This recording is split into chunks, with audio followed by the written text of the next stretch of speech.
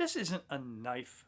This is a sharpened sewer lid. I stumbled upon this picture of one of my very favorite Becker BK2s. It's one of the older generation ones where they cold stamped the name and all that good stuff on the blade, not like they do now where they laser etch the traction coating off. Here's the thing about the stamping of the blade and why when you ask a legitimate question on some of these forums, you are fed such a line of bullshit that it makes you stop wanting to participate in the forum. When forum members started to ask, why the change? Why would you do this? We like it the old way. One of the narrators slash fanboys came up with this answer.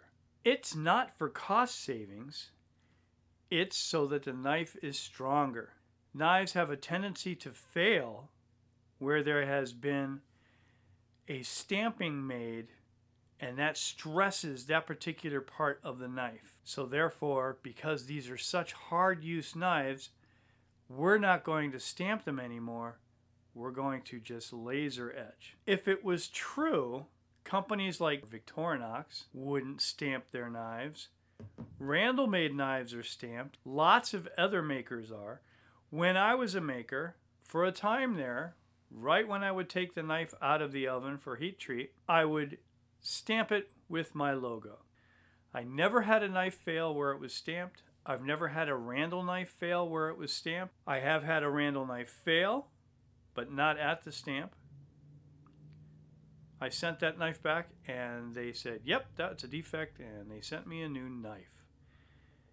If what this fanboy slash narrator said is true, then why in the heck is K-Bar still stamping the Marine Corps fighting knife and stamping it between the plunge line and the guard? The only reason why they changed what they were doing is tooling is expensive. So you stamp thousands of blades, the die is going to start to wear out, and they are expensive to replace. The really old versions, people were removing the coating constantly just because the finish of the steel underneath was beautiful. It almost looked like a tumbled finish. Everybody thought that they were tumbled. They may or may not have been. That may have been the way the raw steel looks from the mill. Who the heck knows? But it used to look really cool. Now, not so much. I don't really see any motivation for people to be stripping their knives because you have those ugly grind lines, and they're not like normal grind lines you would see on a nicely finished knife. These are industrial grind lines. They just don't look good. I have done some major league modifications to the BK2. This one I completely stripped, and then I took the center pillar out of the skeletonized handle, and you can see that it really threw the weight of the blade forward, which is good for chopping. And then there's the black one that I have this picture of on the gargoyle. That's my favorite one. For whatever reason, I let people talk me out of these knives, so I don't have them anymore. So like I said, I was looking at the pictures on Google Photos and I said, you know, I would really like to recreate that. So what do? I go on eBay, because that's the only place you can find these things. And there's one guy selling 2 knives that are mint in the box, unused, still in the plastic, still have the cardboard.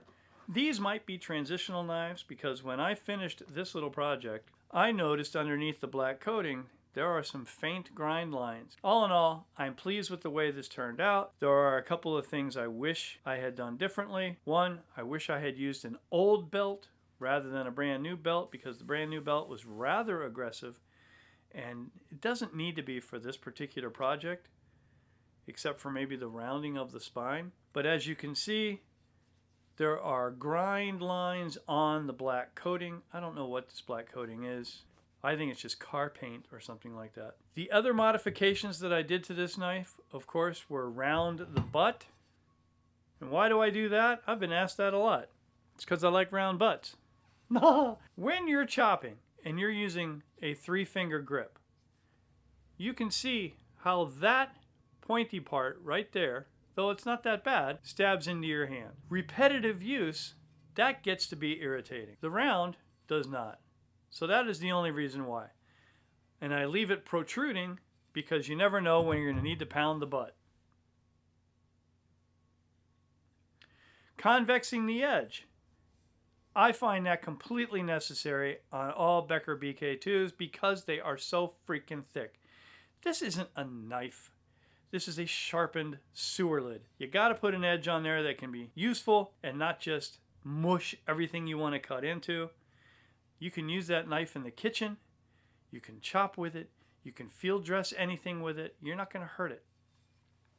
The other modification that I do is I round the spine. Now, why would I do that? A couple of reasons. One, I like the way it looks. Two, if you are going to baton, I have found that a slightly rounded spine is easier on your baton than a squared spine. Now, you might think, oh, you got a nice flat surface. I don't think you're hitting the spine of that knife consistently every time with a baton. You're getting the side a little bit here and here. Those are going to cut in. The rounded, I found, works the best. My batons last longer. The other modification that I do, because I just like the way it feels and I like the way it looks, is the thumb grooves. I accomplish that with a checkering file. Checkering files are very easy to use, very handy, last a long time, and make things nice and consistent once you get the hang of it. What I opted not to do with this knife was to take out the center pillar of the handle. I'm not that concerned about that anymore. The knife is fine as is. Sure, it helps with chopping just a little bit, but not so exponentially that you want to do that. Taking that center pillar out doesn't weaken the knife, in my opinion, because it is such a robust knife anyway. But what I do need to tell you, if you do take out that center column, when you go to bolt your handles on, do not tighten this very much. You can still tighten these like a gorilla, but don't go tightening this one because there is nothing in that space for the flats on the inside of this handle to push against. You're going to just break that handle or pull the bolt through. You're going to have to make some sort of plastic spacer. I used to make them. Comes in very handy. You can still tighten it down pretty darn tight, and that's all you need. If you were going to use micarta handles, I highly recommend still putting a spacer in there because you will bust through that micarta. The other thing that I have not done to this knife that I did to the other one is to stipple the grooves. I'm still debating as to whether or not, one, I'm going to keep these handles on here. I like the aesthetic. I like the way it looks.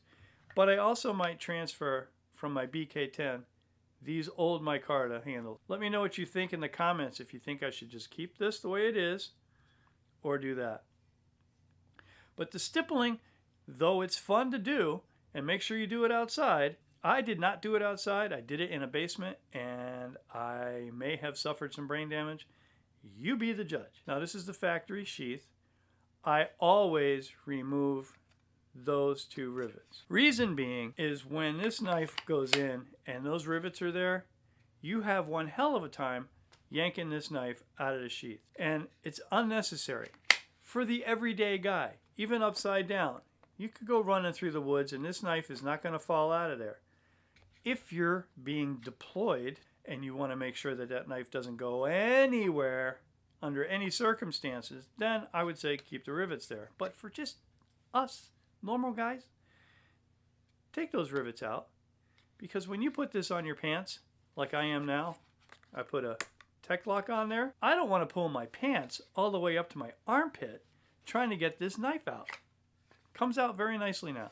So actually a nice stock sheath. That is my little story for going back in time. Thanks for watching, and I will see you on the next one.